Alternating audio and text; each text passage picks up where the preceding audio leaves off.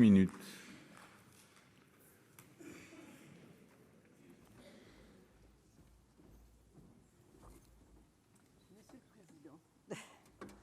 Monsieur le Président, Madame la Ministre, Monsieur le rapporteur, chers collègues, le 20 juin dernier, j'ai eu l'honneur de présider la commission mixte paritaire pour la première fois sur ce projet de loi relatif à l'organisation et la transformation du système de santé. Une première expérience que je qualifierais d'heureuse, puisqu'elle s'est soldée par un accord, comme ça a été dit, et pour moi c'était un moment plutôt heureux aussi. Cette issue n'était pas nécessairement la plus évidente quelques jours plus tôt.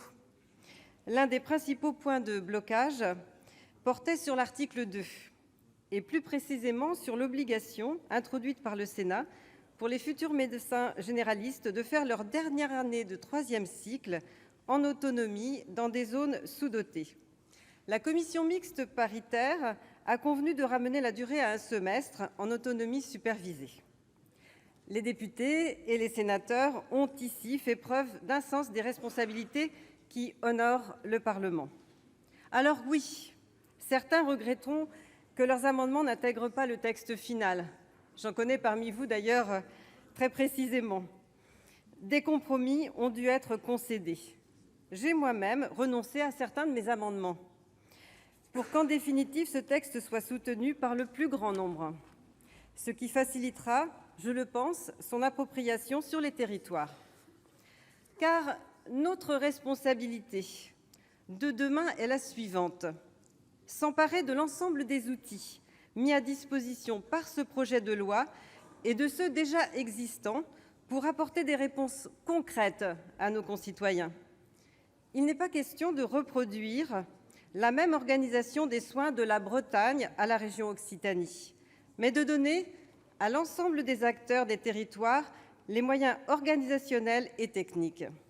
Les Français nous attendent sur le terrain pour construire avec les usagers, avec les professionnels de santé et avec les élus locaux un projet structuré et adapté. Faire du sur-mesure, en somme, pour gommer progressivement les inégalités territoriales dans l'accès aux soins. C'est pourquoi je me félicite que perdure dans le texte final l'instauration d'une concertation au moins une fois par an entre le directeur général de l'ARS et les élus locaux sur l'organisation territoriale des soins. Dans ce même esprit, les élus pourront demander à inscrire toute question à l'ordre du jour. Ils pourront, enfin, solliciter l'organisation d'une réunion spécifique lorsque les circonstances le justifieront. Que retenir in fine du texte issu de la CMP ? Concernant les études en santé, nous avons entériné la suppression du numerus clausus, péage, à mon avis, injustement trop sélectif. Désormais, le nombre d'étudiants autorisés à passer en 2e année sera décidé au niveau de chaque université en lien avec les agences régionales de santé, suivant les besoins des territoires. Ensuite, nous avons convenu que la diversification et la multiplication des lieux de stage est une priorité, sinon la priorité. Les stages sont un levier majeur pour faire découvrir aux futurs professionnels d'abord les réalités des territoires fragiles, ainsi que les richesses des modes d'exercice, et ensuite d'orienter encore mieux leur vocation. Mais il n'est pas possible de développer les stages sans, dans le même temps, développer l'émergence des maîtres de stage. Je note que l'année dernière, leur nombre a augmenté de 14%, soit 10 736 praticiens référencés. C'est important, mais il faut encore agir. En termes d'organisation, l'accent est mis sur le développement des projets territoriaux de santé et sur les communautés professionnelles territoriales de santé. Je souscris pleinement à ces orientations qui doivent prendre désormais leur pleine mesure. Mis à la disposition des professionnels de santé et constituées à leur initiative, ces organisations ont tous les atouts pour s'adapter au contexte local, pour structurer les liens ville-hôpital et enfin pour fédérer les coopérations. En contrepartie d'un financement maximal de 380 000 €, l'objectif est de faciliter l'accès à un médecin traitant et d'améliorer la prise en charge des soins non programmés en ville. Rappelons que 8,6 % des Français n'ont pas de médecin traitant. les excluant du parcours de soins prévu par la loi, ce qui les prive d'un suivi régulier et adapté et d'un meilleur remboursement des frais engagés.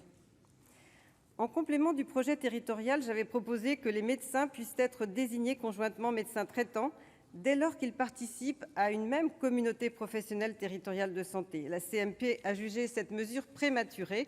J'entends l'argument. Cette proposition devra néanmoins être réévaluée lorsque les CPTS seront plus matures et auront maillé l'ensemble du territoire.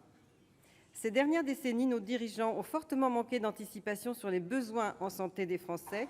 Il n'est pas juste qu'ils en paient les conséquences, et je pense que des points d'ajustement sont nécessaires. J'ajouterai un point de vigilance sur les CPTS. Là où les professionnels sont si peu nombreux, qu'ils sont trop accaparés par leur patientèle, dégager un temps suffisant à consacrer à la réflexion d'une nécessaire organisation territoriale relève de l'exploit. Il faut en tenir compte et répondre à cette réalité. Si les assistants médicaux doivent d'abord permettre de libérer du temps médical, il est probable que ce temps disponible soit en définitive utilisé uniquement pour participer au travail de coordination. Dans cet esprit de réorganisation territoriale de l'offre de soins, le projet de loi crée les hôpitaux de proximité.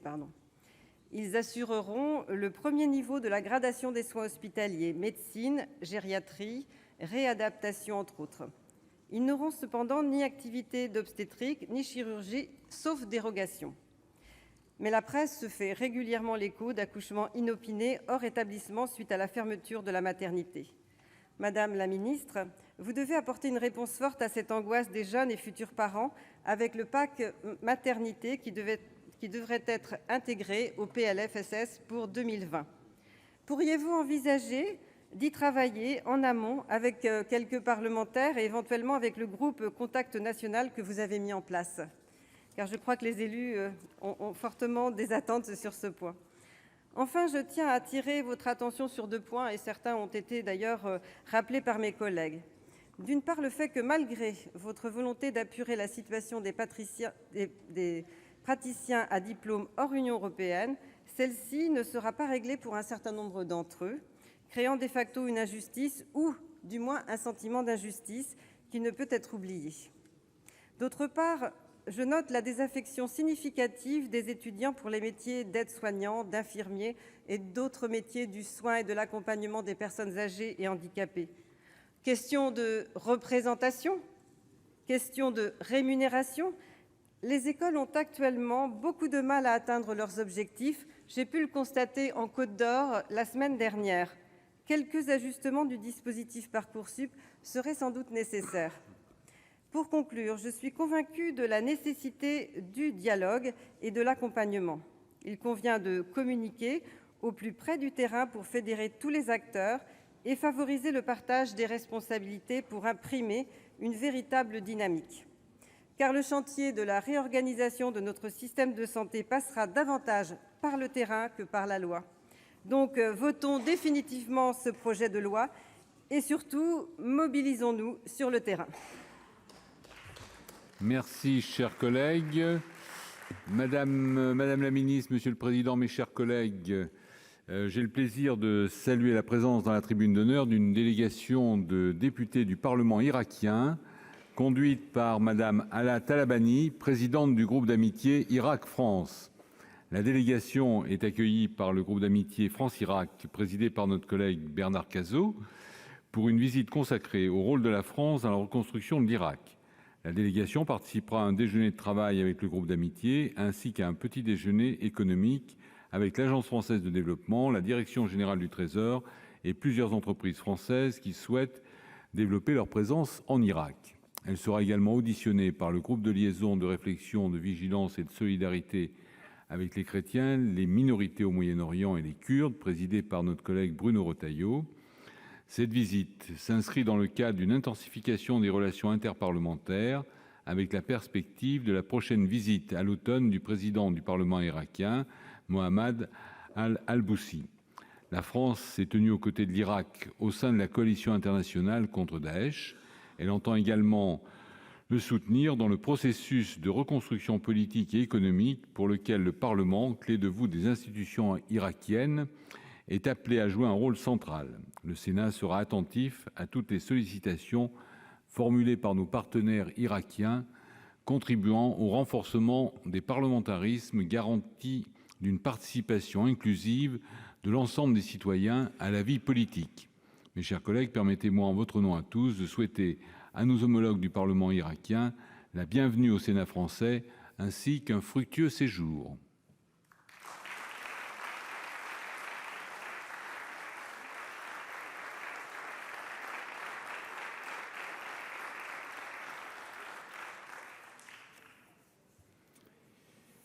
Merci. Nous reprenons le cours de la discussion